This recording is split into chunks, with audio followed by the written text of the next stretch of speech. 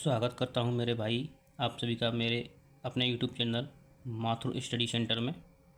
कैसे हैं आप सभी? उम्मीद करता हूं बढ़िया होंगे, मस्त होंगे, बिंदास होंगे। तो मेरे भाई आप सभी को पता है कि हमारे यूट्यूब चैनल पर 28 दिन की सीरीज चल रही है, जिसके हम सेट नंबर 10 पर आ चुके हैं। तो ये मेरे भाई आरआरबी ग्रुप डी 2026 का जो एग्ज़ाम आने वाला है उसके लिए मैं अपने ये सेट करा रहा हूँ। ये हमारा आज का 10वां सेट है और इस सेट के माध्यम से मैं 25 मोस्ट इम्पॉर्टेंट PYQ सॉल्यूशन कराता हूँ मेरे भाई।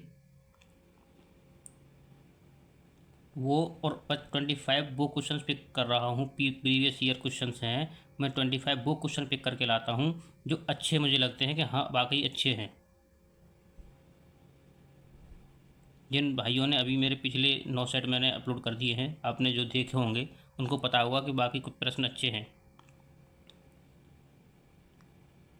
तो हम जैसे कि मैंने बात बोला था कि हम 28 सेट करेंगे, तो ये हमारा 10वां सेट है। इसके बाद हमारे अभी तो 18 सेट बचते हैं, बाकी सेट काफ़ी सेट हैं अभी। तो मेरे भाई आप सभी को ये कंटेंट जो मैं प्रोवाइड करा रहा हूँ कैसा लग रहा है, कमेंट के माध्यम से बताया करो, कमेंट किया करो। जैसा भी यह कंटेंट अच्छा है या ख़राब है या कुछ और सुधार करने की आवश्यकता है या इसी प्रकार का कंटेंट अच्छा लग रहा है ना। क्योंकि देखो मेरे पास तो हर तरह के प्रश्न हैं। PYQ में इजी भी आते हैं और मॉडरेट भी आते हैं और हार्ड भी आते हैं, तीनों टाइप के प्रश्न आते हैं। तो मैं जो नॉर्मल इजी प्रश्न होते हैं जो सब कर लेते हैं वो मैं पिक नहीं कर रहा हूँ। मैं लगभग moderate to hard questions pick कर रहा हूँ, जिन पे लोग ज़्यादातर बच्चे फंस जाते हैं, छोड़ कर आ जाते हैं या गलत हो जाते हैं। तो हम उन्हें कैसे करना चाहिए, जब हम एग्ज़ाम में बैठे होते हैं, हमारे पास टाइम कम होता है, टाइम का प्रेशर होता है, तो हम किस अप्रोच के साथ किस अप्रोच कोई मतलब कौन सी अप्रोच हम लगाएं, किस प्रकार से प्रश्न को जल्दी से हल करें तो हमारा आंसर निकले और हम आगे बढ़ें। क्योंकि प्रश्न को करने के कई तरीके, अपने अपने तरीके हैं, डिटेल है, शॉर्ट है, कुछ अपनी स्मार्ट अप्रोच है ना। तो बस जो बच्चा वहाँ स्मार्ट अप्रोच के साथ खिल जाता है प्रश्नों के साथ, वो जल्दी से अपना पेपर कर जाता है और उसके पास टाइम भी बच जाता है और पूरा पेपर वो जल्दी से कर लेता है।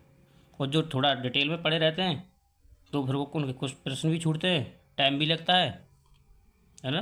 तो यहाँ इस सेट के माध्यम से हम वो सब कर रहे हैं, कैसे प्रश्न में किस प्रकार की अप्रोच लगानी चाहिए, कैसे हम प्रश्न को जल्दी कर सकते हैं, है ना। तो जब हम ऐसा करते हैं तो हमारे पास टाइम बचता है फिर, क्योंकि सारे प्रश्न तो हार्ड नहीं होते पेपर में।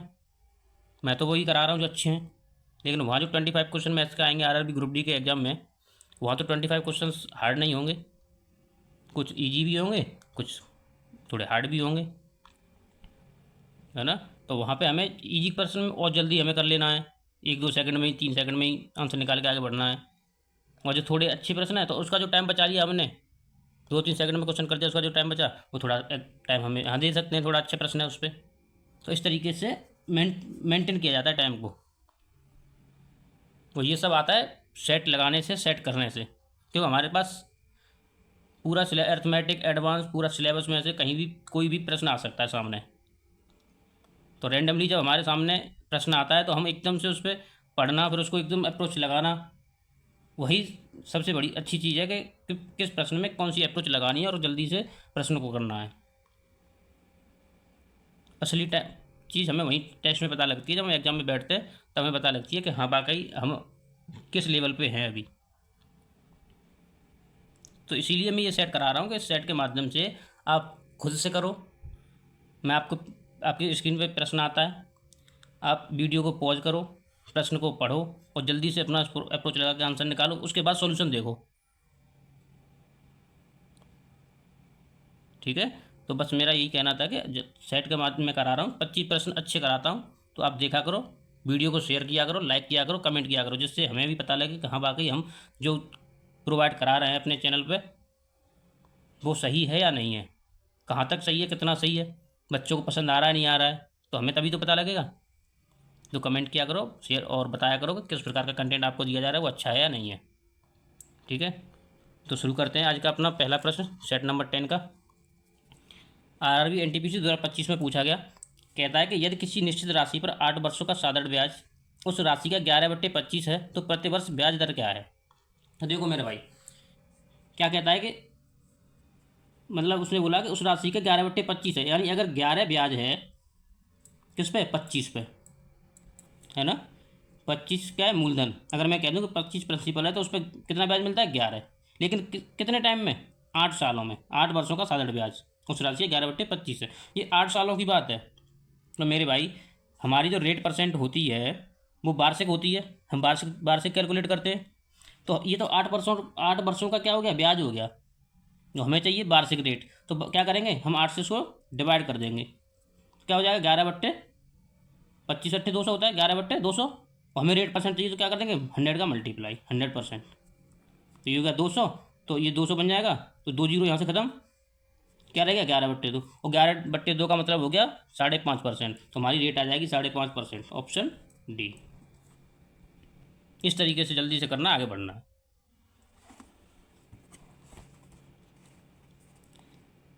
यह है आरआरबी ग्रुप डी 2022 में पूछा गया, कहता है कि एक गोले का पृष्ठीय क्षेत्रफल ज्ञात कीजिए जिसका व्यास 14 सेंटीमीटर। हमें इसका व्यास दिया है और गोले का पृष्ठीय क्षेत्रफल पूछा है। तो मेरे भाई, गोले का पृष्ठीय क्षेत्रफल क्या होता है, सरफेस एरिया ऑफ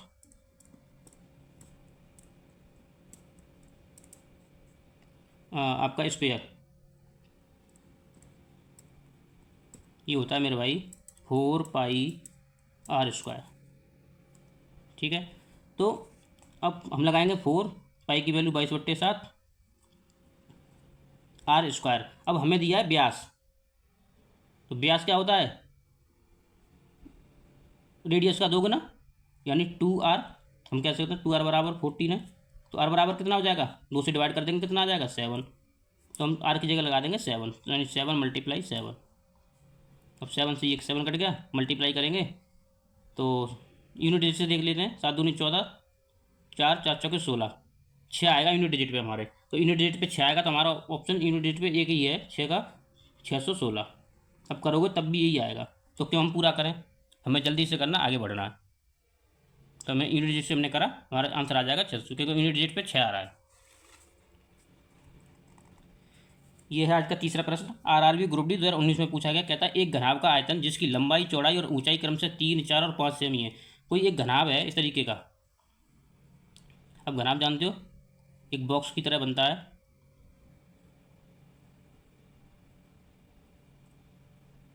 तो इस तरीके का क्या है, घनाभ है। ठीक है, तो कहता है कि इसकी लंबाई, चौड़ाई और ऊंचाई 3, 4, 5 है। तो लंबाई अगर 3 है, चौड़ाई ये होगा, हो जाएगी ये वाली यहाँ से यहाँ तक, और ऊंचाई ये हो जाएगी। तो हमें बताना है इसका आयतन। तो मेरे भाई, वॉल्यूम ऑफ क्यूबॉइड बराबर होता है L/B/H, यानी तीनों का मल्टीप्लाई। तो मेरा LBH क्या करना है, तीनों का मल्टीप्लाई करना है, आपका वॉल्यूम आ जाएगा। तो 5 चौके 20, 20 या 60, किस में, सेमी में। तो 60 सेंटीमीटर क्यूब आपका ऑप्शन हो जाएगा, ऑप्शन।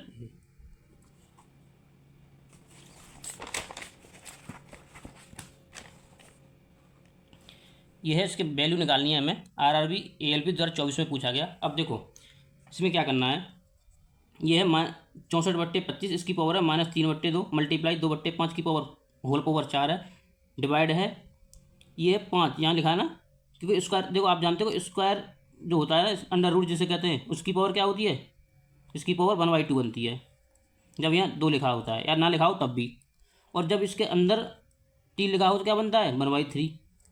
यानी जितना यहाँ लिखा रहेगा वही उसकी पावर बनती है। तो मेरे भाई यहाँ 5 लिखा है, तो इसकी पावर बनेगी 32 की पावर -3 की पावर 1/5, ये बनेगा। तो देखो इसको हम करते हैं क्या, कैसे करना है।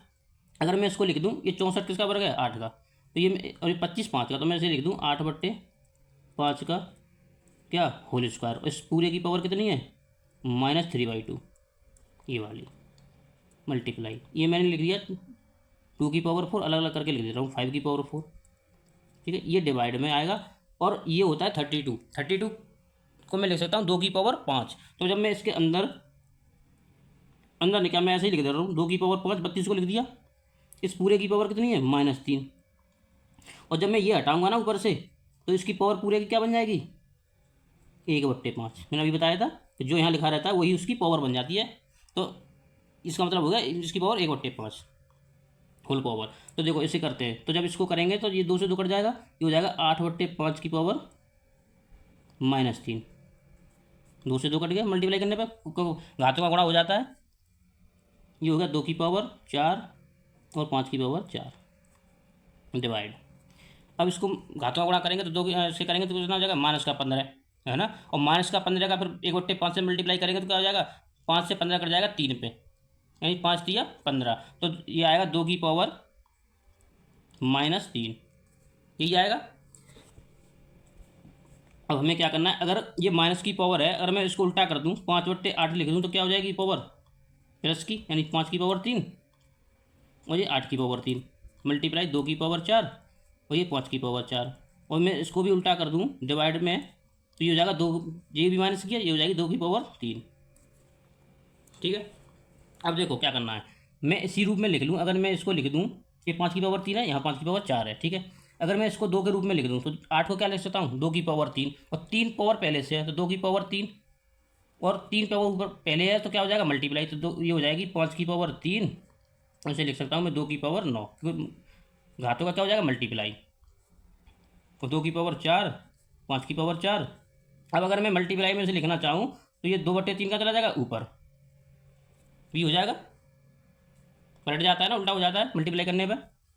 तो देखो अब क्या करें, ये तो चला जाएगा, एक घात बचेगी यहाँ 5 की, ठीक है। यहाँ से 4 घात खत्म हो जाएंगी, इसमें से यहाँ 2, यहाँ बचेंगी 2 की पावर 5, यानी ये लिख सकता हूँ मैं, यहाँ बचेगा 2 की पावर 5 मल्टीप्लाई, ये खत्म हो गया, यहाँ बचेगा 1/5 एक पावर मल्टीप्लाई 2 की पावर 3, ये रहा ऊपर। ठीक। अब क्या हो जाएगा, अब 3 पावर ये खत्म हो जाएंगी, अब क्या बचेंगी 2 पावर, यानी अभी इधर बच जाएगी 1 की पावर 1/2 की पावर कितनी 3 खत्म हो गई 2 मल्टीप्लाई 5। अब 2 की पावर 2 को हम लिख सकते हैं 4, है ना। 4 ये और 5 का मल्टीप्लाई हो जाएगा तो 1/20 इसका आंसर आ जाएगा 1/20, है ना। तो ऑप्शन बी हो जाएगा हमारा राइट आंसर। कुछ नहीं है, ऐसे ही कैलकुलेटिव सवाल ऐसे ही देता है हमें, यहाँ कुछ नहीं है, पावर का खेल है सब, ये सब इसमें पावर का खेल है। पावर आपने अच्छे से कर ली, सॉल्व कर ली, ऊपर नीचे क्या करना है कैसे भी सॉल्व करना है। आप पावर को सही से एवेल्यूएट करना सीख गए तो आप प्रश्न कर जाओगे।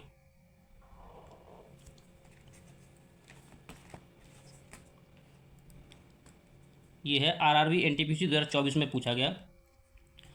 कहता है कि एक शहर की वर्तमान जनसंख्या 15,625 है, यह 2 लगातार वर्षों में 8% और 12% बढ़ती है और तीसरे वर्ष में 22% घट जाती है। तो तीसरे वर्ष के अंत में शहर की जनसंख्या कितनी होगी। तो देखो मेरे भाई क्या होता है कि पहली वर्ष में फर्स्ट ईयर में क्या हुआ कि 8% बढ़ी, यानी 8% का मतलब होता है 2/25, यानी 25 से हो गई कितनी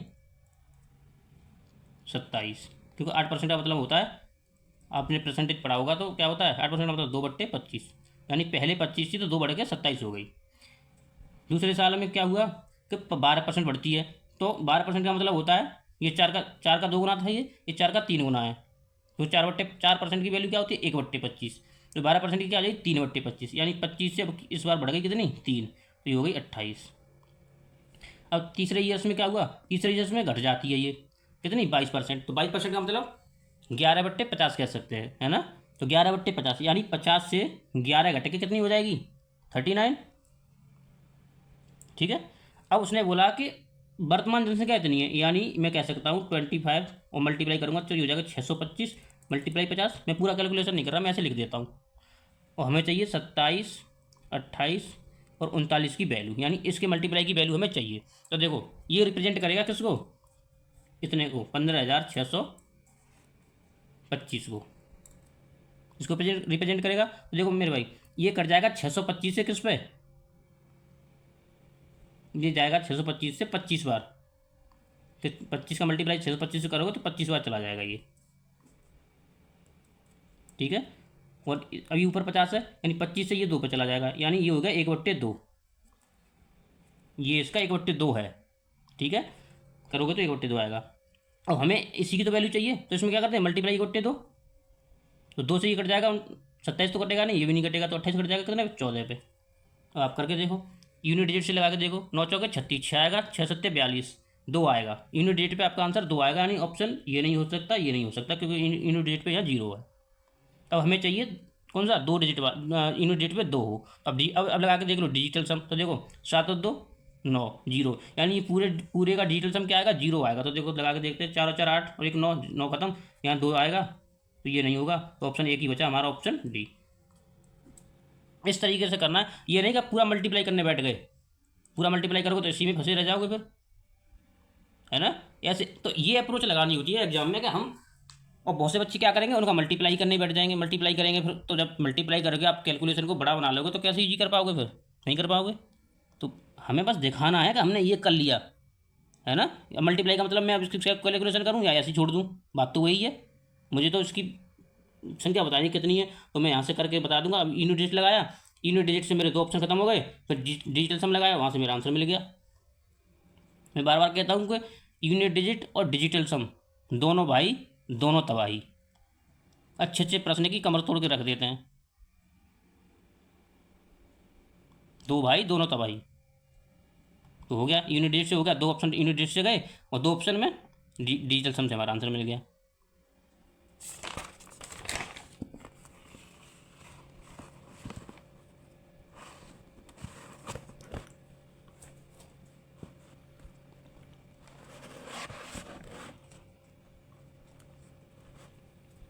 देखो, ये है आज का प्रश्न नंबर 6, आरआरबी एएलपी 2024 में पूछा गया। कहता है कि एक वॉशिंग मशीन का अंकित मूल्य, यानी जो मार्क प्राइस था, वो 13,200 रुपये है। इसे एक खुदरा विक्रेता को 25% और 15% की 2 क्रम की छूट के साथ बेचा जाता है। यानी कोई एक होलसेलर होगा, वो अपने रिटेलर को, खुदरा विक्रेता कहते हैं रिटेलर को, तो अपने रिटेलर को वो 25% और 15% की 2 क्रम की छूट के साथ बेचता है। अब खुदरा खुदरा विक्रेता यानी रिटेलर उसको खरीद के लाता है, और ग्राहक को 25% छूट देने के बाद अपनी लागत पर 20% का लाभ कमाना चाहता है। यानी वो चाहता है कि मैं अब अपने ग्राहक को बेचूँ, 25% का डिस्काउंट दे दूँ, और फिर भी मुझे 20% का क्या हो जाए, प्रॉफिट हो जाए, यानी लाभ हो जाए 20% का। तो उसे वॉशिंग मशीन का मूल्य कितना अंकित करना चाहिए, यानी अब उसको हमें मार्क प्राइस बताना है कि वो कितना मार्क प्राइस उसका रखे तो उसको 20% का प्रॉफिट हो जाए। तो देखो हमें क्या करना है कि जब वो मशीन एक होलसेलर से खरीद के लाया 25% और 15% के डिस्काउंट पे, तो अंकित मूल्य था 13,200, ठीक है। इस पे लेके आया तो 25% का डिस्काउंट मतलब 75/100, उसके बाद 85/100, ठीक। तो इतने में इस मूल्य में ये खरीद के ले आया कौन, खुदरा विक्रेता यानी रिटेलर। तो रिटेलर के लिए क्या हो गया, SCP हो गया, जितने में खरीद के लाया, तो रिटेलर के लिए तो ये CP हो गया ना, ये इसके लिए CP हो गया। अब वो कहता है कि वो चाहता है कि मैं 25 अपने ग्राहक को 25% का डिस्काउंट भी दे दूं, और मुझे 20% का प्रॉफिट भी हो जाए। तो आप जानते हो CP/MP का रेशियो बनता है, क्या होता है आप जानते हो ना। CP बनता है 100 प्लस, वो सॉरी 100 माइनस डिस्काउंट, तो 100 माइनस डिस्काउंट करेंगे तो 100 में से 25 माइनस करेंगे कितना आएगा, 75। और MP बनता है 100 प्लस प्रॉफिट, अब वो प्रॉफिट चाहता है 20% का, तो कितना हो जाएगा, 120, ठीक है। तो अब ये क्या है, ये रिटेलर के लिए क्या है, CP है, और CP कितना है, 75 यूनिट, यानी जो ये वैल्यू है ना 75 की वैल्यू है।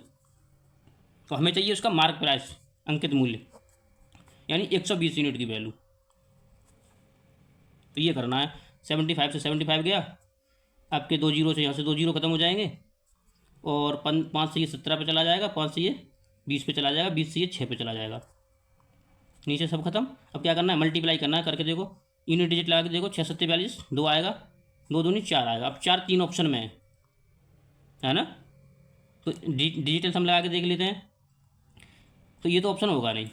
अब 3 में से इनमें से कोई एक होगा, तो 3 और 2 5 और 1 6, ठीक है। यहाँ 6 आया, और ये 8 और 6, तो सॉरी 8 के 48, तो 3 यहाँ से आएगा, और 3 का 18, यानी इसका डिजिटल सम 0 आएगा। तो देखो मेरे भाई, 6 और 3 9, 4 और 4 8 और 1 9, यानी इसका डिजिटल सम 0 आ रहा है, ये आंसर हो सकता है। 6 और 3 9, 4 4 8 1 9, इसका भी आ रहा है, ये भी हमारा। अब 2 तो नहीं हो सकते, इनमें से कोई एक होगा, इसे देखते हैं। 6 और 3 9, और 6, ये खत्म हो गया 9, 6 4 10 और 11, इसका डिजिटल सम 2 आएगा, तो ये भी नहीं हो सकता। अब हमारे ऑप्शन बचे 2, है ना। और यूनिट डिजिट्स पे दोनों भी 4 है और डिजिटल सम भी इनका 0 आ रहा है, तो हमें क्या करना पड़ेगा, मल्टीप्लाई ही करना पड़ेगा। तो करके देख लेते हैं फटाफट से। ये है 132 और 17 छिके 102 होता है। अब यही मल्टीप्लाई हमें करना है, तो क्या होगा, 102 का मल्टीप्लाई 2 में करेंगे कितना हो जाएगा, 204, 20 हासिल। और ये हो जाएगा 306, 306 और 20, 326, 326 का 6 हासिल 20, और 102 में 20 जोड़ेंगे कितना हो जाएगा, 100, ये करा है तो 204 हो गया, 204 का 4, 20 हासिल। ये हो गया 306, 306 और 20, 326, यानी 32 हासिल। 32 और 102 में 32 जोड़ेंगे तो 134, तो हमारा आएगा 13,464, ऑप्शन बी। इस तरीके से करना है। बस कैलकुलेशन है बाद बाद में, और कैलकुलेशन भी आपको जल्दी से आएगी तो बहुत जल्दी से कर सकते हो। CPMP का बाद में रेशियो बनाया, ये किया हो गया। यह है एक, कहता है कि यदि ABCD एक समचतुर्भुज है, इस प्रकार एंगल ACB 40 है, तो ADB का मान बताना। तो देखो कहता है कि एक रोम्बस है,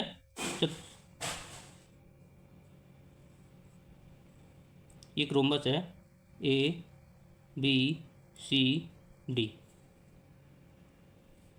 तो ये एक रोम्बस है ABCD।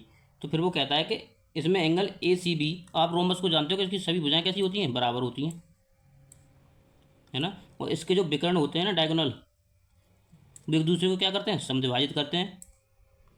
ये समद्विभाजित करते हैं दोनों, तो ये भुजा इसके बराबर होगी, तो ये वाली इसके बराबर, और इंटरसेक्ट करते हैं 90 डिग्री पे, यानी यहाँ पे 90 डिग्री का एंगल बनाते हैं। ये इसकी प्रॉपर्टी होती है रोम्बस की। अब वो कहता है कि ACB, यानी ACB दिया है 40, यानी ये एंगल दिया है इसने 40। तो हमसे बोला है कि ADB बता दो कौन सा, ADB ये वाला एंगल। तो देखो आपको पता है कि ये वाला त्रिभुज बन गया कौन सा, ये कोई यहाँ पॉइंट कह दूँ O, तो BOC, इसमें ये 90 है, ये 40 है, क्योंकि तो त्रिभुज के तीनों कोणों का माप कितनी होती है, 180, तो 90 और 40 130, तो ये वाला एंगल कितना आएगा, 50 आएगा। ठीक है। अब आप जानते हो ये पैरेलल भी होती हैं, आमने सामने की भुजाएं जो होती हैं आपस में पैरेलल होती हैं, AD BC के पैरेलल होगी, तो ये BC और AD पैरेलल होगी, तो ये इनके लिए BD किसका काम करेगी, ट्रांसवर्सल लाइन का, तो ये जेड बना देगी। तो अगर ये जेड बना देगी तो ये वाला एंगल इसका 50 है, तो ये वाला एंगल क्या होगा, ये भी 50 होगा, यानी 50 ही होगा। तो ये हमसे पूछा, तो ऑप्शन बी हो जाएगा हमारा राइट आंसर, 50। ये फिगर से ही होगा, कुछ करना, फिगर में ही समझना है बस, लेकिन प्रॉपर्टी पता होनी चाहिए कि प्रॉपर्टी होती क्या है रोम्बस की। ये RRB ग्रुप डी 2018 में पूछा गया। ये भी हमें पोवर्स की बनानी है, कैसे कैसे क्या करना। देखो आप जानते हो कि डिवाइड में घातें घट जाती हैं अगर आप उनका बेस समान हो, बेस सेम हो तो डिवाइड में घातें घट जाती हैं, यानी x/b है, x की पावर b है, अपॉन में x की पावर c है, तो इसे मैं लिख सकता हूँ x की पावर b माइनस सी लिख सकता हूँ, और इसकी होल पावर है b प्लस सी। ऐसे ही इसे लिख सकता हूँ x की पावर c माइनस ए, क्यों घट जाएगी पावर, बेस समान है, तो ये ऊपर है c प्लस ए, मल्टीप्लाई करेंगे तो ऐसे भी ये भी हो जाएगा x की पावर a माइनस बी, और ये है a प्लस बी। ठीक है। तो क्या होता है, पावर पावर का मल्टीप्लाई हो जाता है, तो b माइनस सी और b प्लस सी क्या बन जाएगा, बी स्क्वायर, भाई वो फॉर्मूला बन जाएगा a² माइनस बी स्क्वायर वाला, बन जाएगा कि नहीं, तो ये बन जाएगा x की power b² minus c² multiply x की पावर c² माइनस a², क्योंकि c माइनस ए सी प्लस ए है। ऐसे ही x की पावर a² माइनस b², क्योंकि यहाँ भी a माइनस बी है और a प्लस बी है। और जब बेस समान हो तो गुणा में घातें जुड़ जाती हैं, यानी ये हो जाएगा जब जुड़ेंगी तो x की पावर, अब इन सबको घातों को जोड़ेंगे तो देखो b² और ये माइनस का b² काट देगा जोड़ने पे, प्लस का है ये माइनस का है। ऐसे ही माइनस का c², ये प्लस का स्क्वायर जोड़ने पे काट देगा, माइनस का a² और प्लस का a² ये भी आपस में काट देगा, नहीं पावर कट जाएंगी सभी, तो बन जाएगी x की पावर 0, और किसी की पावर 0 हो तो उसकी वैल्यू आती है 1, तो इसका आंसर हो जाएगा मेरे भाई क्या, ऑप्शन सी। किसी की भी पावर 0 आ जाए तो उसकी वैल्यू होती है 1। दो समरूप त्रिभुजों की संगत भुजाएं 2:3 का अनुपात में है। यह छोटे त्रिभुज का क्षेत्रफल 48 सेंटीमीटर स्क्वायर है, तो बड़े त्रिभुज का क्षेत्रफल क्या होगा? तो देखो, एक त्रिभुज है, ठीक है, मैं इसको नाम दे दूं ए, बी और सी, और इसमें एक त्रिभुज है मान लो डी, और अब ये दो त्रिभुज हो गए छोटे बड़े, कौन कौन से? एक होगा ए बी सी और एक होगा ए डी ई। तो वो उसने बोला है कि दो समरूप त्रिभुज हैं। समरूप का मतलब होता है कि सिमिलर होंगे। तो जब सिमिलर होंगे तो क्या बनता है? ये बनता है कि एरिया ऑफ ट्रिंगल, अगर मैं ए बी सी की बात करूं तो area of triangle A B C का अनुपात क्या होगा? Area of triangle A D E. अगर ये समरूप हैं यानी सिमिलर हैं तो इनका अनुपात जो आएगा, इनके क्षेत्रफलों का अनुपात जो आएगा वो आएगा उनकी संगत भुजा के बरक के अनुपात के बराबर। तो संगत भुजा के कौन कौन सी हैं? यानी छोटे की 2 और बड़े की 3, सॉरी 2 और 3 के अनुपात में ये 2 है और 3 है, ठीक है। यानी ए बी की भुजा बनेगी कितनी? 2 और 3 5 यूनिट, और ए डी की 2। तो इनकी भुजा संगत भुजा के बरक के अनुपात में होता है इनका क्षेत्रफल का अनुपात। तो अगर मैं ए बी सी की बात कर रहा हूँ तो बड़ी भुजा लूँगा 2 और 3 5, ठीक है।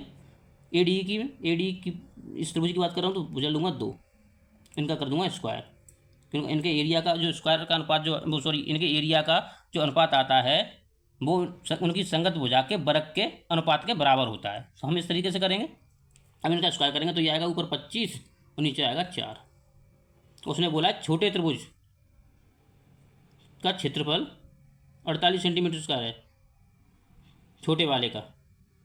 तो छोटा वाला त्रिभुज कौन सा है? ए डी ई, ठीक है। तो इसका एरिया क्या आएगा ए डी ई का? 4 यूनिट स्क्वायर, यानी 4 यूनिट की वैल्यू है 48। तो एक की कितनी हो जाएगी? 16, सॉरी 12,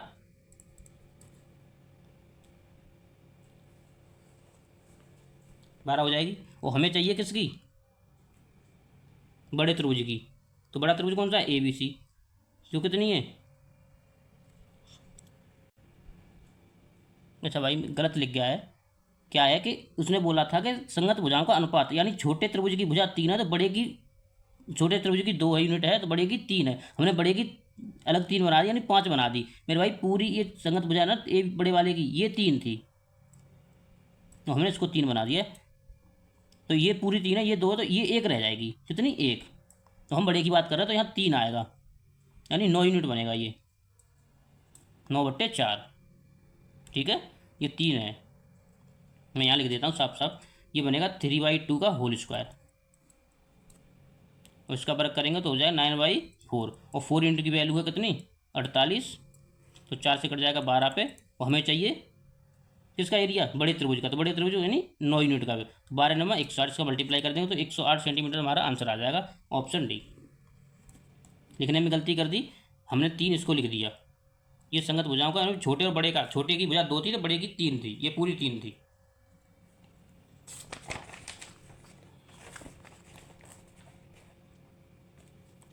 ये आरआरबी एनटीपीसी 2023 में पूछा गया। कहता है एक ट्रेन 200 मीटर लंबे प्लेटफॉर्म को 40 सेकंड में और एक व्यक्ति को 20 सेकंड में पार करती है। ट्रेन की लंबाई है। तो देखो समझो, आप जानते हो कि जब भी कोई ट्रेन किसी प्लेटफॉर्म, किसी ट्रेन को या किसी टनल को पार करती है तो उसके द्वारा चली गई दूरी होती है उस टनल की या जिसको वो पार कर रही है उसकी लंबाई, उस ट्रेन की लंबाई, है ना। तो उन दोनों की लंबाई को जोड़ के वो टोटल दूरी तय करती है। और जब किसी व्यक्ति या किसी स्ट्रीट लाइट या किसी पोल या किसी पेड़ को जब ट्रेन पार करती है तो अपनी लंबाई के बराबर दूरी तय करती है ना। तो उसने बोला कि जब एक प्लेटफॉर्म 200 मीटर लंबे प्लेटफॉर्म को पार कर रही है तो 40 सेकंड लगते हैं। यानी इस जब 200 मीटर लंबा तो प्लेटफॉर्म है और कुछ ट्रेन की लंबाई होगी जो भी होगी वही हमें बतानी है, तो उसे ऐसा करने में 40 सेकंड लग जाते हैं। और जब वो एक व्यक्ति को पार करती है तो 20 सेकंड लगते हैं। तो मेरे भाई जब वो उसे 20 सेकंड लग, समय आधा लग गया। 40 सेकंड पहले लग रहा था कब? जब वो एक प्लेटफॉर्म और खुद की लंबाई को पार कर रही थी तो 40 सेकंड लग रहे थे। अब केवल व्यक्ति को पार करने में 20 सेकंड लग रहे हैं, है ना। तो समय आधा हो गया। इसका मतलब क्या है? इसका मतलब ये है कि उसने जब व्यक्ति को पार किया होगा तो उसने अपने कितनी दूरी चली होगी? अपनी लंबाई के बराबर, ठीक है, लंबाई के बराबर, और 200 मीटर के प्लेटफॉर्म को पार कर रही है तो 40 मिनट सेकंड का समय लग रहा है। आगे बात समझ में? तो क्या होगा कि अगर मैं दूरी लंबाई x प्लस 2 कह दूँ 200, यानी मान लो ट्रेन की लंबाई x थी, ठीक है, तो इनकी लंबाइयों का अनुपात, जब प्लेटफॉर्म की लंबाई का अनुपात उनके समय का अनुपात, पहले समय कितना था 40 और बाद में 20। ऐसा क्यों हुआ पता है? ऐसा इसलिए हुआ कि चाल बराबर क्या होता है, दूरी बट्टे समय, यानी दूरी x प्लस 200 पार करेगी तो 40 सेकंड लगे, और जब अपनी लंबाई के बराबर यानी 1 मीटर पार करेगी तो 20 सेकंड लगे। तो जब चाल बराबर होता है दूरी बट्टे से, जब चाल कांस्टेंट हो, चाल के बारे में सवाल कुछ ना कुछ बोला गया हो सवाल में, तो चाल रहती है कांस्टेंट, है ना। तो उनका जो अनुपात बनता है वो टाइम और डिस्टेंस का अनुपात क्या होता है, जो टाइम का अनुपात होता है वही डिस्टेंस का अनुपात होता है। तो हमने उनकी डिस्टेंस का अनुपात बना लिया और इधर टाइम का अनुपात, तो ये जाएगा 2 से ये 1 मल्टीप्लाई करेंगे तो ये आएगा 2x, और इधर आएगा x प्लस 200, ये x माइनस हो जाएगा, इधर आगे तो 200 नहीं, ट्रेन की लंबाई कितनी थी 200 मीटर, तो आंसर हो जाएगा सी। ठीक है, ये अनुपात मैंने क्यों बनाया दूरियों का, क्योंकि जब चाल कांस्टेंट रहती है, स्पीड कांस्टेंट रहती है, तो डिस्टेंस और टाइम का रेशियो बराबर होता है, यानी जो टाइम का रेशियो होगा वही डिस्टेंस का रेशियो होगा। तो डिस्टेंस का रेशियो हमने बना लिया, जब वो प्लेटफॉर्म अपने प्लेटफॉर्म को पार कर रही थी तो ये दूरी हो गई, तो उसमें उसकी ट्रेन की भी लंबाई होगी, और जब वो आदमी को पार कर रही थी तो केवल अपनी दूरी के बराबर, तो ये हो गया। जब ऐसा कर रही थी तो 40 सेकंड लग रहे थे, और जब एक आदमी को पार कर रही थी तो 20 सेकंड लग रहे थे, तो यहाँ टाइम का रेशियो हो गया। हमने कैलकुलेशन करी, एक्स की वैल्यू आ गई 200, यानी ट्रेन की लंबाई 200 मीटर।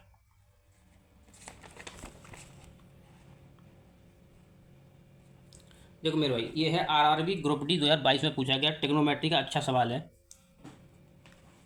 ये है कि 1 plus cot theta minus cosec theta, फिर दूसरे ब्रैकेट में है 1 plus tan theta plus sec theta, तो ये है सेक स्क्वायर थीटा, नीचे sec theta minus cos theta और cot theta plus tan theta. तो हम पहले क्या करते हैं, पहले हम इसके न्यूमरेटर को ऊपर वाले को हल कर लेते हैं, ठीक है। तो देखो मैं यहाँ बताता हूँ, अगर मैं ये है 1 plus cot theta minus cosec theta, अगर मैं इसको लिखूँ कॉट थीटा को क्या लिख सकते हैं, cos theta upon sine theta लिख सकते हैं, यानी ये हो जाएगा 1 plus cos theta sine theta हो जाएगा, लिख सकता हूँ कॉट थीटा को यही, माइनस कोसेक थीटा को लिख सकता हूँ 1 अपॉन साइन थीटा, यानी ये ब्रैकेट में ये आएगा। और दूसरे ब्रैकेट में अगर करूँगा तो मेरे भाई क्या आएगा 1 प्लस टेन थीटा को sine theta upon cos theta, plus ये हो जाएगा 1 अपॉन कोस थीटा, तो इधर तो है ही है सेक स्क्वायर थीटा मल्टीप्लाई में। ठीक, अब देखो अगर मैं इस इतने cos theta upon sine theta minus 1 upon sine theta को कैलकुलेशन करूँगा तो ये क्या आएगा, नीचे साइन थीटा है, यानी ये हो जाएगा cos theta minus 1 upon sine theta, क्या हो जाएगा 1 plus cos theta minus 1 upon sine theta, ऐसा ही हो जाएगा। और यह हो जाएगा 1 plus sine theta plus 1 upon cos theta, ये चल रहा है सेक स्क्वायर थीटा मल्टीप्लाई में। अभी मैं न्यूमरेटर के इसके न्यूमरेटर को हल कर रहा हूँ, डिनोमिनेटर से मैंने अभी कोई छेड़छाड़ नहीं करी है। अब देखो ये इधर करूँगा तो साइन थीटा प्लस क्या हो जाएगा, ये हो जाएगा sine theta plus cos theta,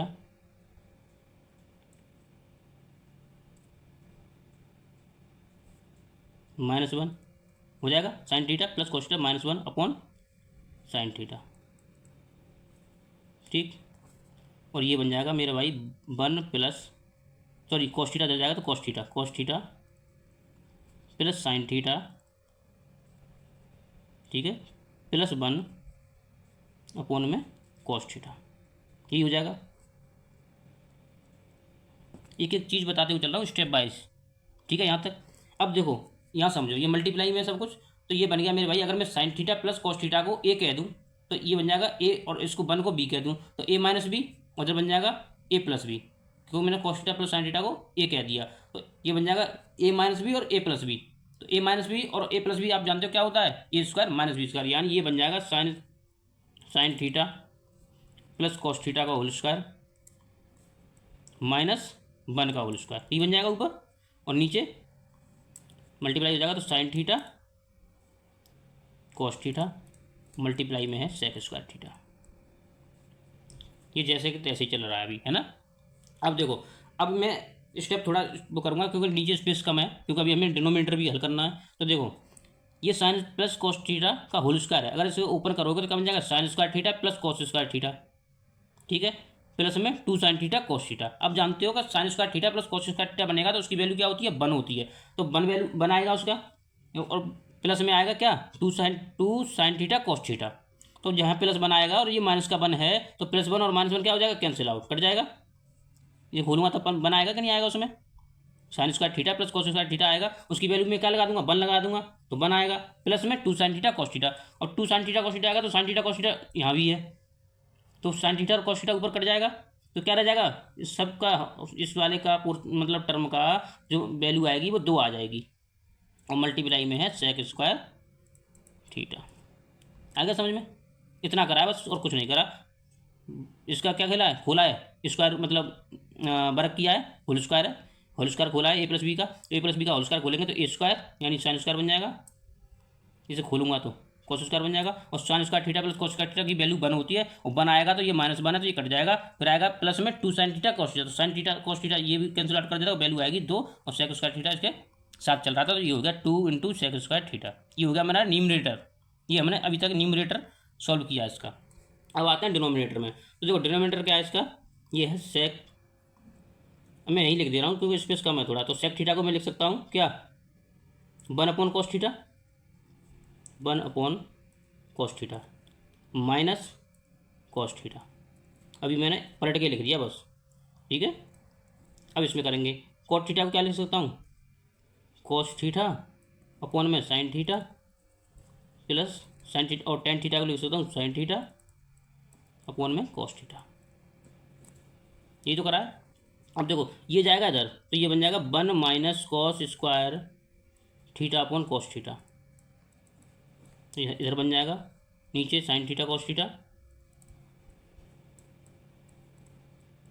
बन जाएगा, और अब इसका ये बन जाएगा, इधर चला जाएगा कॉस स्क्वायर थीटा, ये चला जाएगा तो ये साइन स्क्वायर थीटा, फिर वही बात बन गई, cos square theta plus sine square theta क्या होता है, इसकी वैल्यू 1 होती है, तो मैं 1 लगा दे रहा हूँ, ये यहाँ आएगा, और 1 - कॉस स्क्वायर थीटा को मैं क्या लिख सकता हूँ, साइन स्क्वायर थीटा अपॉन में cos square theta, cos theta, दोनों मल्टीप्लाई करेंगे, 1 साइन थीटा कॉस थीटा। तो देखो साइन से एक पावर खत्म हो जाएगी, तो क्या आएगा, इसकी वैल्यू क्या आ जाएगी, ये आ जाएगी साइन थीटा अपॉन में कॉस स्क्वायर थीटा, ठीक है। ये हो गई हमारा डिनोमिनेटर। अब हम वैल्यू रखेंगे न्यूमरेटर और डिनोमिनेटर। तो न्यूमरेटर में क्या आ गया था हमारा, ये 2 सेक स्क्वायर थीटा आ गया था, और डिवाइड में क्या आएगा, sine theta upon cos square theta, यही आएगा।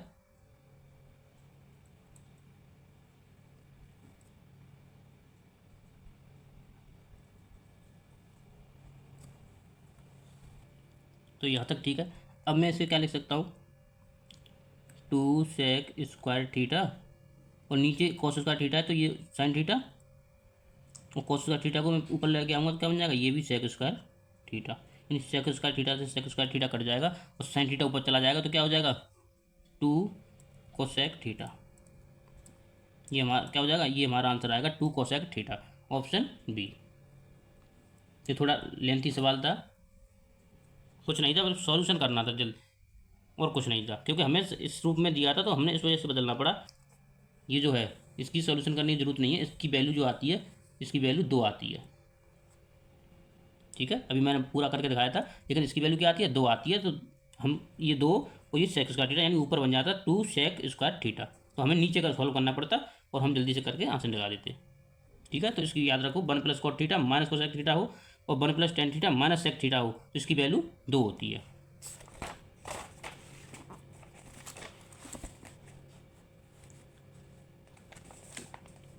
ये है RRB ALP 2024 में पूछा गया, 4 की पावर x माइनस 4 की पावर x माइनस 1, और इधर है बराबर में 24, तो हमें बताना है कि 2x -1 और 2x + 3। तो यहाँ से हम x की वैल्यू पहले पता कर ले, क्या होगी, तो अगर मैं आपसे कहूँ कि मैं यहाँ से 4 की पावर x है और माइनस 4 की पावर x माइनस 1 है, अगर यहाँ से 4 की पावर x कॉमन ले लूँ, क्या बचेगा 1। अब यहाँ से चला जाएगा 4x की पावर बाहर चला गया तो क्या बचेगा 4 का मतलब ये है कि 4 की पावर x माइनस 1 जो लिखा है इसे मैं ये भी तो लिख सकता हूँ कि 4 की पावर x अपॉन में 4 की पावर 1, क्योंकि बेस समान होने पर घातें घटती हैं तो घटी हुई घात है, इसका मतलब ये है कि नीचे 4 होगा तो इसे लिख सकता हूँ 1/4। तो 4 की पावर -1 रह जाएगा ना, तो 4 की पावर -1 को मैं 1/4 कर दूंगा, पॉजिटिव पावर बन जाएगी, बराबर में 24। ठीक है, अब ये हो गया 4 की पावर x, इसे सॉल्व करेंगे तो बन जाएगा 3/4 मल्टीप्लाई करेंगे, एक घटाएंगे तो 3/4 बराबर में 24, यानी 3 से कट जाएगा ये 8 पे और ये चला जाएगा उधर, तो 4 की पावर x हो जाएगा 32। ठीक है, अब मैं इसे लिख सकता हूँ 2 के रूप में, यानी दो बेस बना दूँ तो ये बन जाएगा 2 की पावर 2x बराबर 2 की पावर ये बन जाएगा 5। मैंने ऐसा क्यों किया कि मैं लिख सकता हूँ 2 की पावर 5।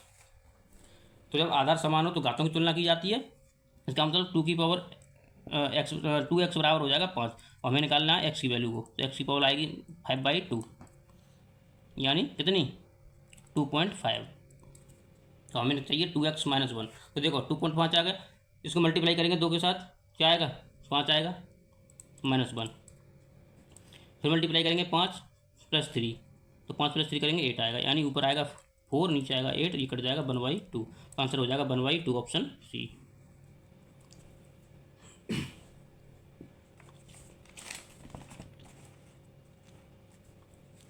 ये है, कहता है कि एक बंद घनाकार बक्से की लंबाई चौड़ाई और ऊंचाई क्रम से 2.5 मीटर 2 मीटर और 90 सेंटीमीटर है। इस बक्से को पूरी तरह ढकने के लिए आवश्यक कैनवास की लागत क्या होगी यदि कैनवास की दर 80 रुपये प्रति मीटर स्क्वायर है। ठीक है, तो हमें एक घनाकार को ढकना है तो इसलिए कैनवास की आवश्यकता बतानी कितनी होगी, क्या लागत क्या होगी, जबकि उसके रुपये की जो रेट है वो है 80 रुपये प्रति मीटर स्क्वायर। तो देखो आपको पता है कि घनाभ में कितने फलक होते हैं, 6 फलक होते हैं, आमने सामने ऊपर नीचे के आमने सामने के फलक बराबर बराबर होते हैं। तो जब हम इसका क्या निकालेंगे surface area, total surface area, तो घनाभ का टोटल सरफेस एरिया निकालेंगे तो क्या होता है 2LB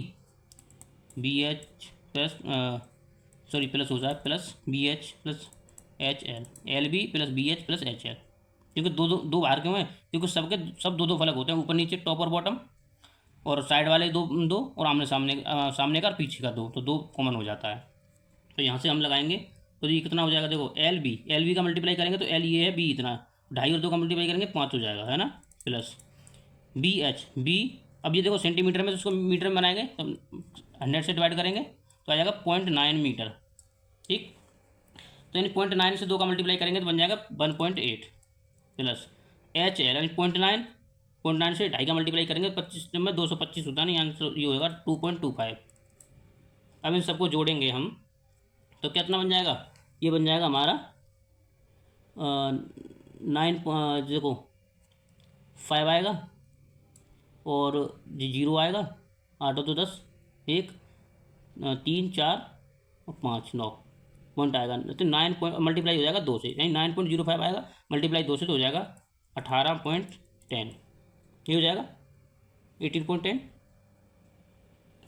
अब हमें ये इसका एरिया क्या हो गया, टोटल सरफेस एरिया हो गया, और हमें उसके लिए ढकने के लिए कैनवास चाहिए, किस रेट से 80 रुपये प्रति मीटर, तो कितनी लागत हो जाएगी 80 का मल्टीप्लाई कर देंगे तो 2 जीरो खत्म हो जाएंगे, यानी ये डेसिमल को हटा देंगे 2 जीरो, अब मल्टीप्लाई करना तो 8 2 64 6 और 8 का 14, 1448 ऑप्शन सी हो जाएगा 1448। ठीक है,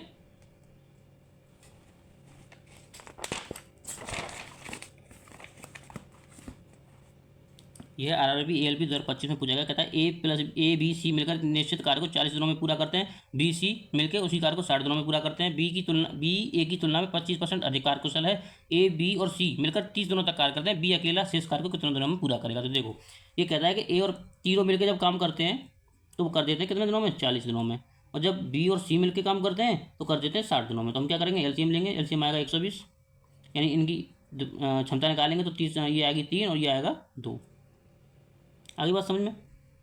अब वो ये कहता है कि ए और बी और सी मिलकर 30 दिनों तक काम करते हैं, यानी इनकी समझा 3 यूनिट के हिसाब से 30 दिन तक काम कर लेंगे ये तीनों लोग मिलके, तो कितना काम कर देंगे 90 यूनिट। तो शेष कार्य कितना रह जाएगा, 120 में से 90 होगा, कितना रह जाएगा 30 यूनिट, यानी शेष कार्य जो बचेगा वो 30 यूनिट बचेगा।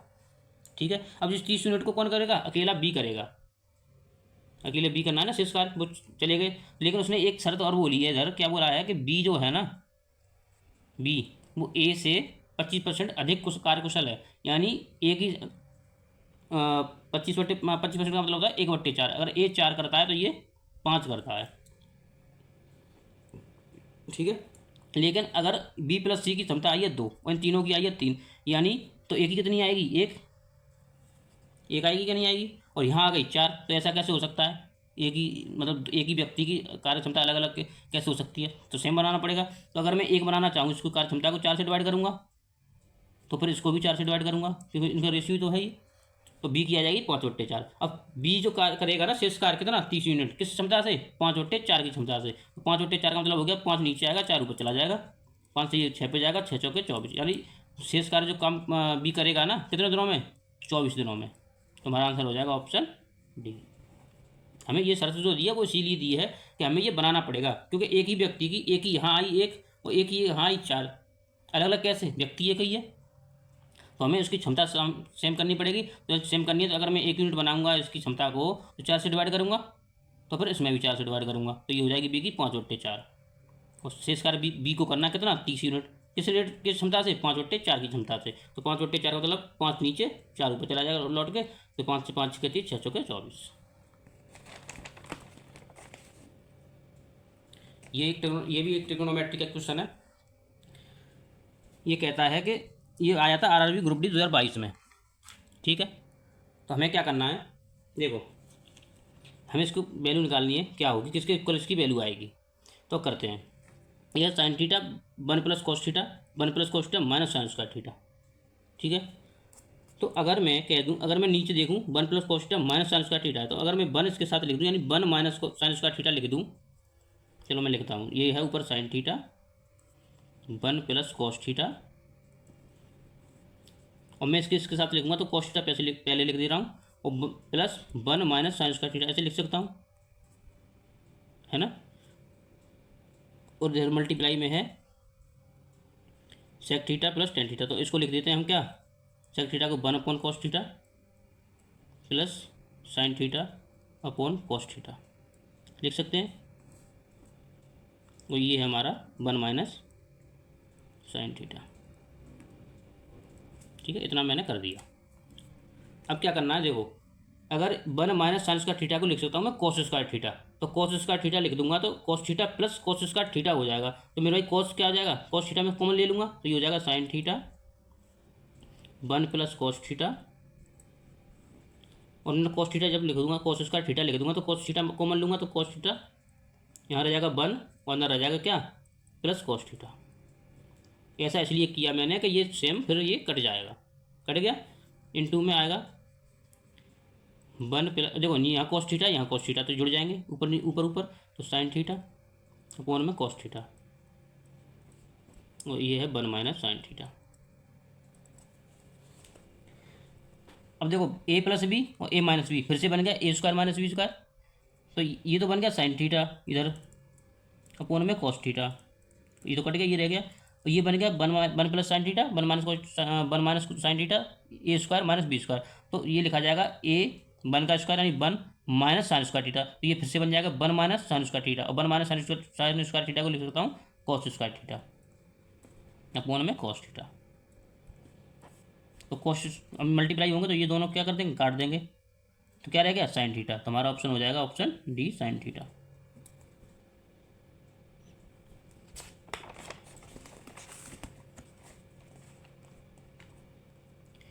ये है आज का 16वां प्रश्न, आरआरबी जेई 2018 में पूछा गया, समचतुर्भुज के विकर्णों की लंबाई। तो अभी मैंने बताया था समचतुर्भुज होता है एक रोम्बस जिसे कहते हैं इंग्लिश में, इसकी सभी भुजाएं क्या होती हैं, बराबर होती हैं, इस तरीके का बनता है, साइड सब इक्वल होती हैं, है ना। वो इसके जो विकर्ण होते हैं वो एक दूसरे को क्या करते हैं, समद्विभाजित करते हैं, यानी ये वाली दो बराबर भागों में बांटते हैं और 90 डिग्री पे इंटरसेक्ट करते हैं। ये अभी मैंने पिछले प्रश्न में बताया था। तो ये है तो इससे ये कहता है कि विकर्णों की लंबाई, यानी एक विकर्ण इसका 16 सेंटीमीटर है। तो अगर मैं कह दूँ कि ये वाला विकर्ण इसका 16 सेंटीमीटर है, तो ये दो बराबर भागों में बढ़ जाएगा, कितना कितना, ये 8 और ये 8, और एक है 12 सेंटीमीटर। तो अगर ये पूरा 12 है तो ये कितना रह जाएगा, ये वाला 6 और ये वाला 6। हमें बतानी है उसकी भुजा की लंबाई, यानी ये साइड बतानी है कितनी होगी। तो देखो ये है 6, ये त्रिभुज की इस वाले की बात करूँ तो ये है 6, ये है 8, तो ये बताना है। तो देखो ये होती है एक ट्रिपलेट होती है जो कि समकोण त्रिभुज में लगती है, ये भी समकोण त्रिभुज बनेगा क्योंकि ये 90 डिग्री है। ये होता है 3, 4 और 5, ये एक ट्रिपलेट होती है। अगर बेस और हाइट में से 4 और 3 कुछ भी हो सकते हैं, इंटरचेंज कर सकते हैं उनको, लेकिन कर्ण जो आएगा वो हमेशा 5 ही आएगा। तो ये ट्रिपलेट होती है इसकी, और इसके मल्टीपल जितना भी करोगे, 2 टाइम्स करोगे, 3 टाइम्स करोगे, तो वो भी एक ट्रिपलेट बन जाएगी अपने आप में। यानी मैं अगर देखूँ तो ये 8 है ना, इसका लंब 8 है, तो इसका बेस 6 है। तो इसको मैं 2 गुना करके देखूँ, 2 तिया 6, 2 चौके 8, है ना। इसका मतलब ये है कि ये 3, 4, 5 क्या है, 2 के टाइम्स में 2 टाइम्स है इसका, तो ये 6 बन जाएगा। इसको 2 टाइम्स करूँगा तो ये कितना 8, और इसको करूँगा तो 10, तो यानी इसकी भुजा आएगी 10 सेंटीमीटर। Option B.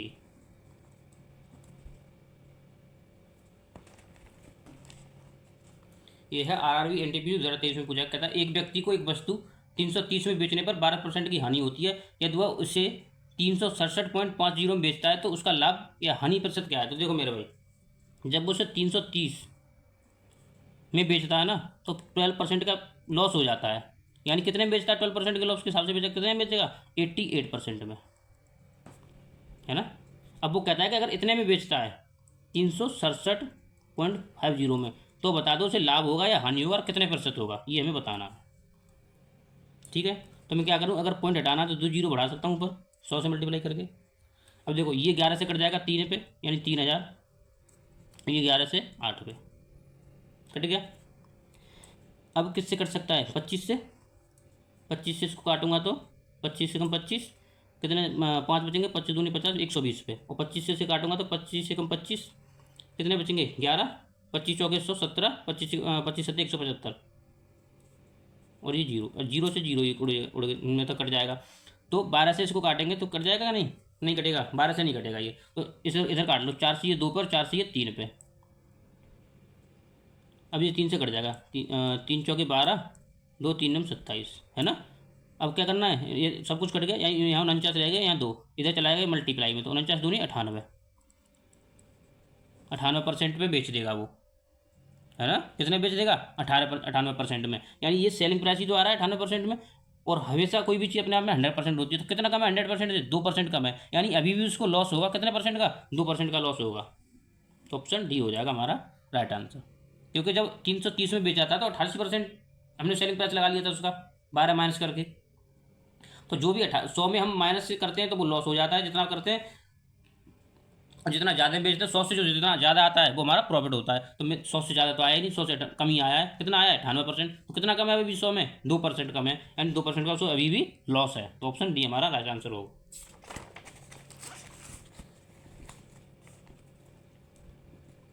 ये आरआरबी एनटीपीसी 2025 में पूछा गया, पेट्रोल की कीमत में 52% की वृद्धि होती है, इसकी खपत में कितने प्रतिशत की कमी की जानी चाहिए ताकि इस पर होने वाला खर्च केवल 14% ही बढ़े। तो देखो पहले अगर मैं कह दूँ पेट्रोल का जो रेट था वो 100 था, बढ़ के हो गया 152, ठीक है। फिर वो कहता है कि अगर हम इसके खपत में, यानी इसका जो कंजप्शन है उसमें कितनी कमी कर दें कंजप्शन में, कि हमारी जो एक्सपेंडिचर है वो कितना बढ़े, सिर्फ 14% ही बढ़े। तो यानी वो करना चाहता है 100 से 114, सॉरी 114, ठीक है। तो इतना ही बढ़े, तो कितना कम करना होगा उसे खपत में, यानी 152 खपत हो रही थी तो 114 कितनी कमी करनी पड़ेगी इस पर, 12 में 4 जाएंगे 8, या 4 में से 38, यानी 38 की कमी करनी होगी किस पे, 152 पे। तो 100 पे कितनी, ये हमें बताना है। तो देखो 38 चौके होता है 152, 4 पे चला जाएगा, 4 से 25, ये 25 पे, तो उसे खपत में जो सॉरी कंजप्शन में यानी खपत में जो कमी करनी पड़ेगी वो कितने की, 25% की। ऑप्शन हो जाएगा सी।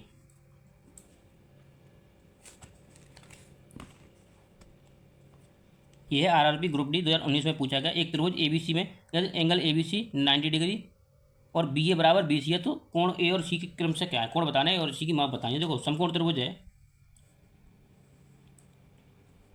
जिसमें क्या बोला है उसने, एंगल ए बी सी 90 यानी बी 90 है, तो ए बी और सी में ऐसे कह दूँ तो ये 90 है, ठीक।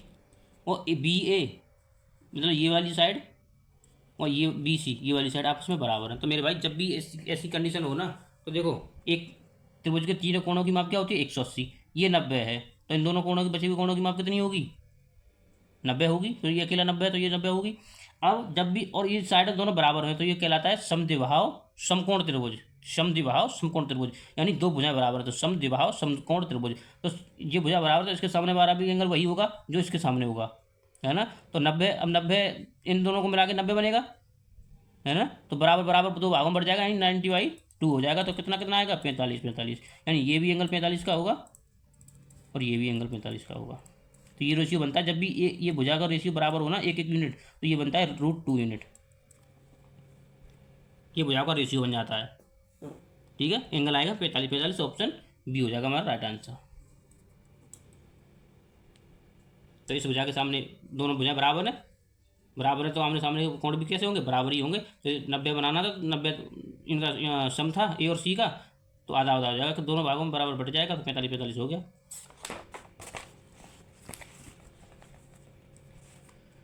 ये है RRB ALP 2025 में पूछा गया, कहता है 24,000 की राशि 5% वार्षिक चक्रवृद्धि ब्याज की दर से वार्षिक रूप से संचित होने पर 2 वर्षों में प्राप्त होने वाला मिश्र धन यानी अमाउंट बताना है। तो देखो पास्कल रेशियो लगाते हैं, पास्कल रेशियो जानते हो आप, 2 साल के लिए फॉर 2 ईयर्स, ये क्या होता है, 2:1 होता है, 2 और 1 के उसमें होता है। तो राशि है 2400, 5% इसमें कैलकुलेट करेंगे हम, तो इसकी जो ब्याज आएगी वो कितनी आएगी, ये हो जाएगी 2 जीरो कट जाएंगे तो 24×120, यानी ये आएगी, हम 2400 पे कैलकुलेट कर रहे हैं किसका, 5% का, 5/, तो ये आएगा हमारा कितना, 120, ठीक है। अब ये 2 साल की बात हो गई, हम इसको मल्टीप्लाई कर देंगे दोनों से, ये हो जाएगा हमारा कितना, 240। लेकिन अब हम 120 पे अभी कैलकुलेट करेंगे कितना, 5% का, तो 120 पे 5% का कैलकुलेशन करेंगे तो कितना आएगा, ये तुम्हारा आएगा 120 का 5%, 20 120, 20×5 100, 6 यूनिट, ठीक है 6, यानी यहाँ ये ब्याज जो मिलेगी ना टोटल, तो इसका मल्टीप्लाई कर देंगे, ये कितना हो जाएगा 6 ही, तो ब्याज कितनी होगी 246, यानी 246 रुपये ब्याज मिल जाएगी इस पर 2 साल में। उसने अमाउंट पूछा है, अमाउंट कितना, तो प्रिंसिपल कितना था 2400, ब्याज हो गई 246, तो क्या कर देंगे, दोनों को जोड़ देंगे, जोड़ेंगे तो कितना हो जाएगा 2600, 2400 है ना, 2640, हाँ, तो 2400 226 2640 का अमाउंट बन जाएगा, तो ऑप्शन डी हो जाएगा हमारा 2640, ठीक है। ये पास्कल रेशियो होता है।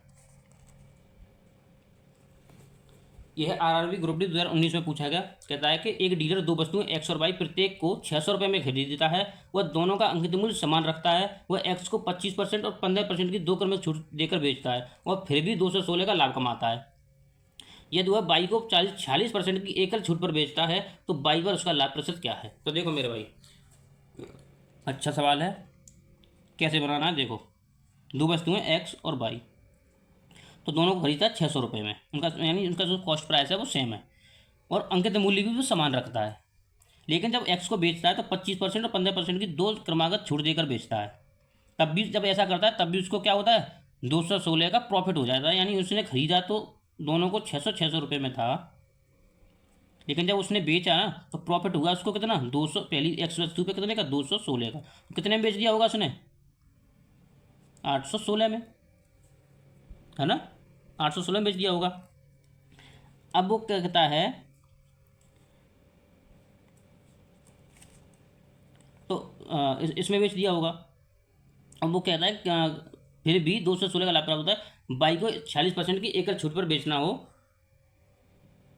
तो उसे प्रॉफिट बता दो क्या होगा। तो देखो मेरे भाई, दोनों का MRP उसने क्या रखा था, सेम रखा था, MP बोला था ना, समान अंकित मूल्य समान है, यानी पहली वस्तु को 816 में बेचा है, तो अगर पहली वस्तु का मतलब MP, पहली वस्तु का मैं समझ लूँ कि MP मार्क प्राइस ये था, मान लिया मैंने, तो इसको 2 क्रमागत छूट में बेचा था, यानी 25% का मतलब 75 में बेचा था, 75/100, 15% की छूट दी मतलब 85 में बेचा था, 85/100 बराबर। जब डिस्काउंट देने के बाद उसने पहली वस्तु को कितने में बेच दिया, 816 16 में। ये बन जाएगा कि नहीं बन जाएगा? तो यहाँ से हमारा मार्क प्राइस निकल जाएगा, है ना। तो उसने बोला है कि मार्क, अब दोनों का मार्क प्राइस क्या था, सेम था। तो बाई वस्तु को 46% की एकल छूट पर बेचता है, तो कितने में बेचेगा? 54% में, MRP के 54% में, है ना। हम MP यहाँ से निकालें, MP आएगा हमारा कितना, 25 से कट जाएगा 3 पे, 25 से 4 पे, 5 से 17 पे, 5 से 20 पे, और 3 से कट जाएगा ये 3 दूनी 6, 3 7 21, 3 दूनी 6, 272, और 17 से कट जाएगा 17 एकम 17, 17 16 पे। अब क्या हो जाएगा, मल्टीप्लाई, तो ये हो गया 20 चौके 80, 80 का मल्टीप्लाई से करेंगे तो 0, 16 128 होता है, यानी 1280 उसका मार्क प्राइस था। तो मार्क प्राइस था दोनों वस्तुओं का सेम था, तो यानी 1280 उनका क्या था, MP था, मार्क प्राइस था।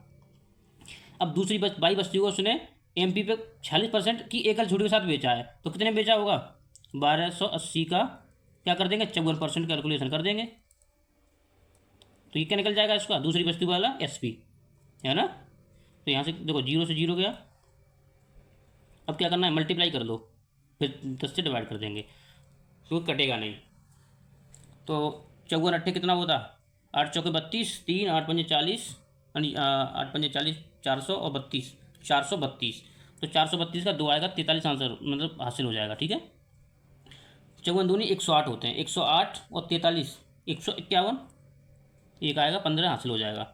54 एकम 54, 54 और 15 कितना होता, तो 54 और 15 होता है तुम्हारा 69, ठीक। अब 10 से डिवाइड करेंगे तो ये आएगा 69, 691, इतने दूसरी वस्तु को बेचा वो कितने में, 691.2 में। अब 600 वाली वस्तु 691.2 में बेची तो कितने का प्रॉफिट, 91.2 का, कितने पे, 600 पे।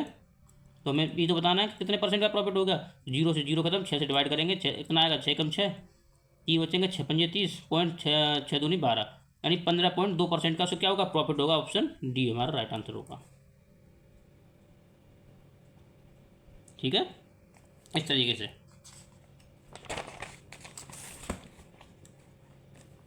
ये RRB टेक्नीशियन 2024 में पूछा गया, दो पूरक कोणों के मापों का अंतर 24 है, बड़े कोण का माप कहते थे। तो आप जानते हो, देखो जब भी दो पूरक पूरक को कहते हैं कॉम्प्लीमेंट्री, एक होता है संपूरक जिसे कहते हैं सप्लीमेंट्री। तो जब भी कॉम्प्लीमेंट्री एंगल की या पूरक की बात करें, तो दो कोण हो अगर x प्लस वाई, तो दोनों कोणों की माप होती है 90 डिग्री, ठीक है। जब संपूरक कोण की बात करें तो दोनों कोणों की माप क्या होती है, संपूरक कोणों की, x प्लस वाई बराबर 90 होता है। तो उसने दोनों कोणों का अंतर दिया है, तो यानी x प्लस वाई 90 होगा, तो अंतर दिया है x माइनस वाई कितना, 24। उसने हमसे बड़ा कोण पूछा है, तो देखो x की वैल्यू निकालेंगे तो इनको जोड़ के क्या करेंगे, जोड़ के आधा, तो x की वैल्यू जोड़ के आधा करेंगे कितनी हो जाएगी, यानी 114 का आधा 57, और वाई निकालेंगे तो घटा के आधा, यानी 90 में से 24 घटाएंगे तो कितना बचेगा, 66। तो 66 का आधा कितना, 33। उसने बड़ा कोण पूछा है, बड़ा कोण कौन सा होगा, 57 डिग्री, ऑप्शन सी।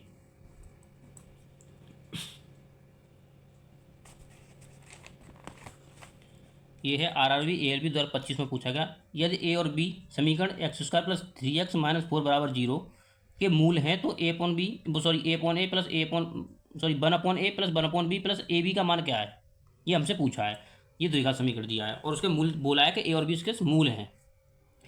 तो जब भी A और B, तो यानी मैं इसको लिख सकता हूँ, हमें इसकी वैल्यू बतानी, तो मैं 1/a plus 1/b plus AB, है ना। तो इसको मैं क्या लिख सकता हूँ, AB यानी A प्लस बी प्लस में AB, यानी ये मुझे चाहिए।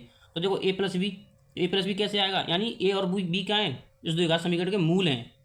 तो मूलों का योग क्या होता है, यानी A प्लस बी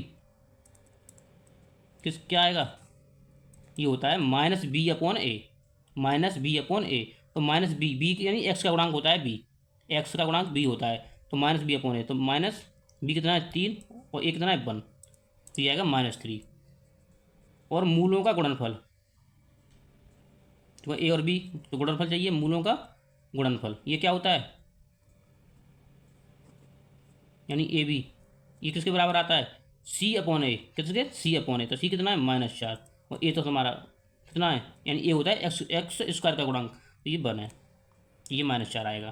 तो यहाँ वैल्यू लगानी है, करो आंसर। तो ए प्लस बी हो गया -3, और आपका ए बी हो गया -4, और प्लस ए बी, तो ए बी की वैल्यू -4 है, तो -4 ये हो जाएगा, माइनस से माइनस यहाँ कैंसिल हो गया। अब आप करोगे तो 4 4 16, यानी 3 में से 16 माइनस करोगे, बट्टे में 4 आएगा, तो क्या आएगा, -13/4। हमारा आंसर होगा -13/4, ऑप्शन डी। ये हमें पता होना चाहिए कि मूलों का योग ए प्लस बी क्या होता है, -b/a, और मूलों का गुणनफल होता है ए बी, क्या होता है, c/a, यानी c -4 है, तो c/a।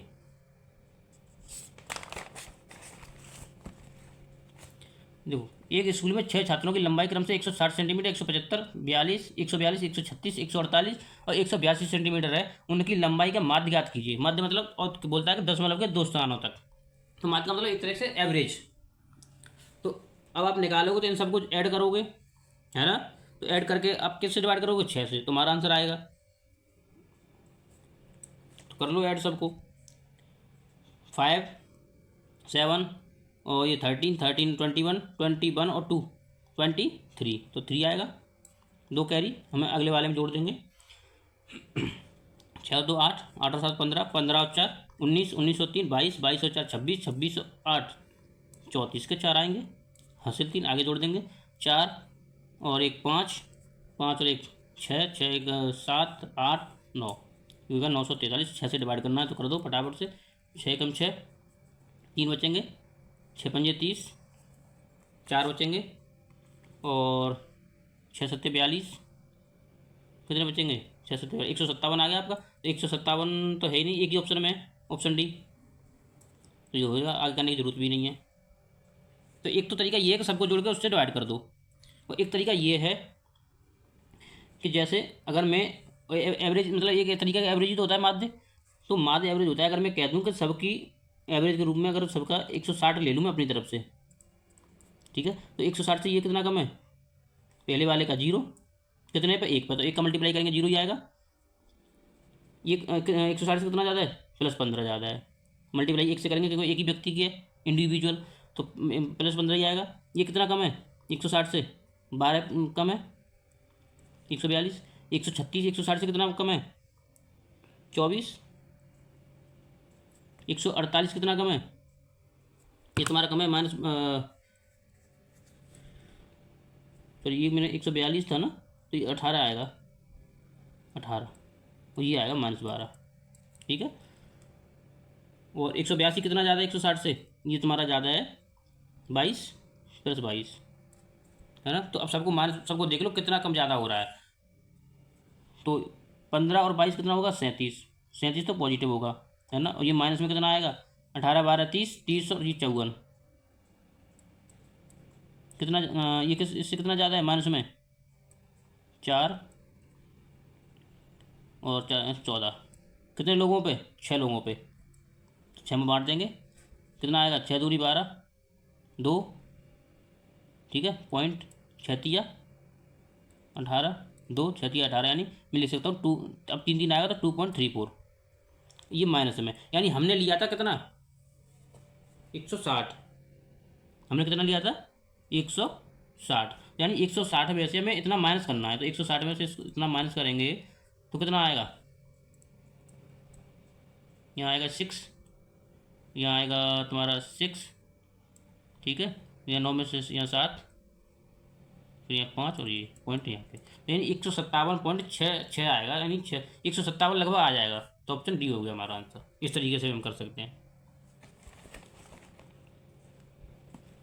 ये आज का लास्ट प्रश्न है, आरआरबी ग्रुप डी 2022 में पूछा गया। यदि किसी डेटा का माध्यिका उसके बहुलक से 24.12 कम है तो उस डेटा की माध्यिका उसके माध्य से कितनी अधिक होगी। उत्तर ज्ञात करने के लिए उनके आनुभाविक सूत्र का प्रयोग करें। तो आनुभाविक सूत्र आप जानते हो, इनका मतलब, इनका जो रिलेशन होता है तीनों का, वो सूत्र में लगाना। क्या होता है, ये होता है मोड बराबर 3 मीडियन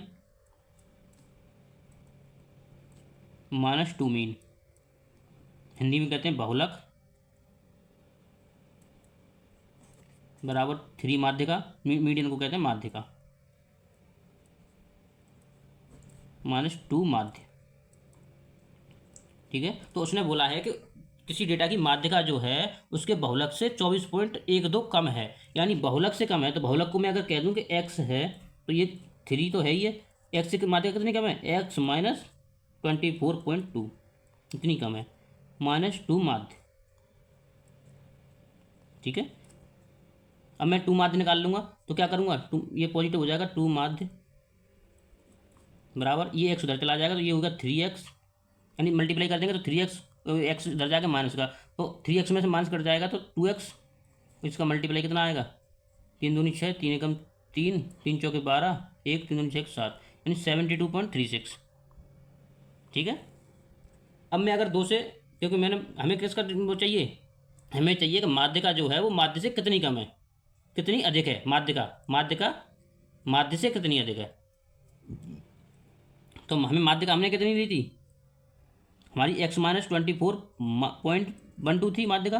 अब हमें माध्य निकालना है पहले, तो माध्य निकालना है तो अगर मैं 2 से डिवाइड कर दूँ दोनों तरफ तो क्या होगा, कट जाएगा, ये 2 से कट जाएगा, ये कितने पर कट जाएगा, 2 3 अच्छा 2 6 12, 2 एकम 2 2 8 16, 36.18 पे, यानी माध्य आ जाएगा हमारा x माइनस 36.18 और माध्यिका है हमारी x माइनस 24.1.2। तो ये माध्य से कितनी ज़्यादा है माध्यिका, क्या करेंगे, इसमें से इसको घटाएंगे, जब घटाएंगे तो देखो x माइनस 24.12, अब घटाएंगे तो माइनस एक्स, ये प्लस हो जाएगा 36.18, तो ये तो कट ही जाएगा x, तो इसमें से इसको घटाएंगे तो ये आएगा, तो 8 में 2 गए 6, 0 पॉइंट आएगा, 6 में 4 गए 2, 3 में 2 गए 1, यानी जो माध्यिका जो है वो माध्य से कितनी ज़्यादा है, 12.06 से ज़्यादा, यानी ऑप्शन बी हमारा राइट आंसर होगा। तो मेरे भाई ये प्रश्न बहुत अच्छा है, ये हर बार लगभग पूछता ही है ग्रुप डी, मतलब रेलवे हमेशा इस क्वेश्चन को पूछता ही है, आनुपातिक सूत्र पे ये देगा कि रिलेशन बता दो कि इसमें से कम ज़्यादा कौन क्या है, इस रिलेशन से पूछेगा। तो इसको तो आप अच्छे से करके जाओ, ये तो बहुत ज़्यादा ही पूछता है। बाकी तो सारे प्रश्न मैं जो करा रहा हूँ बहुत अच्छे करा रहा हूँ, बढ़िया करा रहा हूँ, अच्छे अच्छे प्रश्न को पिक करता हूँ वही करा रहा हूँ। 25, तभी तो मैंने नाम दिया है 25 मोस्ट इंपॉर्टेंट PYQ, तो 25 करा, सॉरी 25 मोस्ट इंपॉर्टेंट PYQ, तो 25 जो मैं करा रहा हूँ ना बहुत ही अच्छे प्रश्न करा रहा हूँ, तो आप देख ही सकते हो, है ना, और अच्छे तरीके से समझाते हुए एक एक स्टेप वाइज, ये नहीं जल्दबाजी कोई नहीं है। तो मिलते हैं अगले सेट में, सेट नंबर 11 लेकर आएंगे जल्दी, है ना।